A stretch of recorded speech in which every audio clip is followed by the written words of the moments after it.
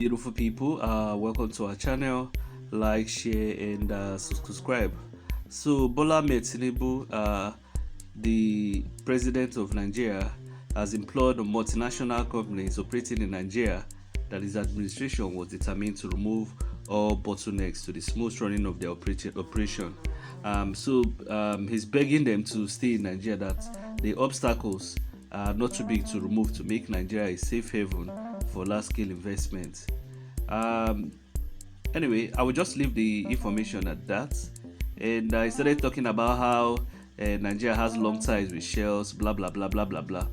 Anyway, I will just tell you my own mind based on all these things. So for me, all these things Tinubu is saying is trash, trash, trash, trash. You know, um, you can't be begging companies to stay in Nigeria. Why don't you make the environment friendly for them? In fact, I was just going through the comment section and I saw someone, I think that's an industrial zone in Agbara. It was saying that in Ogun State that there's an industrial zone area that the roads are so bad. Is it that these Nigerian leaders, they don't understand the what do they call it, distribution methods or factors that encourage productivity? The roads to your country are bad. In fact, let me tell you the truth.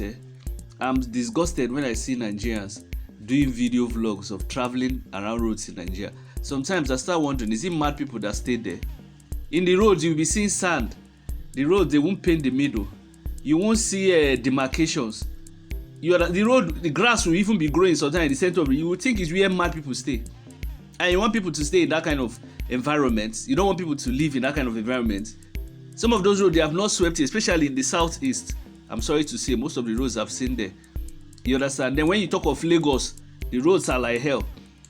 If the what do they call it? You don't improve the factors of production, electricity, things that will improve the factors of production, electricity, roads, multiple taxation.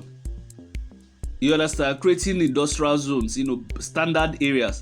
How do you think investors will say? Investors are not in Nigeria to play around. They are there to make profit. You understand what I'm saying? Now I heard someone complaining about how in Nigeria immigration frustrates Nigerians that bring in expats to Nigeria. They said after bringing in your expats, they will come and frustrate you and tell you that their papers are not okay. They will even almost want to deport them unless you settle them. You can see the madness going on in Nigeria. There's a lot of corruption, and I've always maintained it that for Nigeria to be good, my dear, a lot of people will go to jail. A lot of people must be sacked and go to jail, especially those people under the president. You understand? Because those madness cannot be created. Even these days now, you don't even need to be present everywhere. You will just tell people, if you know anybody is frustrating you, just report, send an email.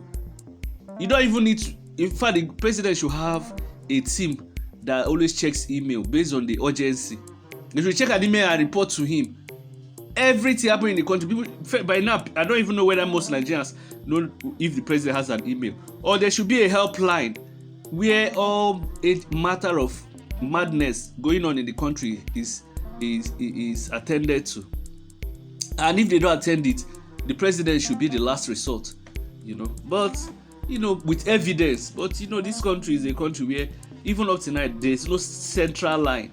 If, for example, now there's crime going on in your community, there's no central line you can call. Free toll, I said free, that you can call, and if you have a problem, you register it, and the government, even if they cannot come that time, they must still come, to just check what is happening, even if it's a fight between neighbors or whatever.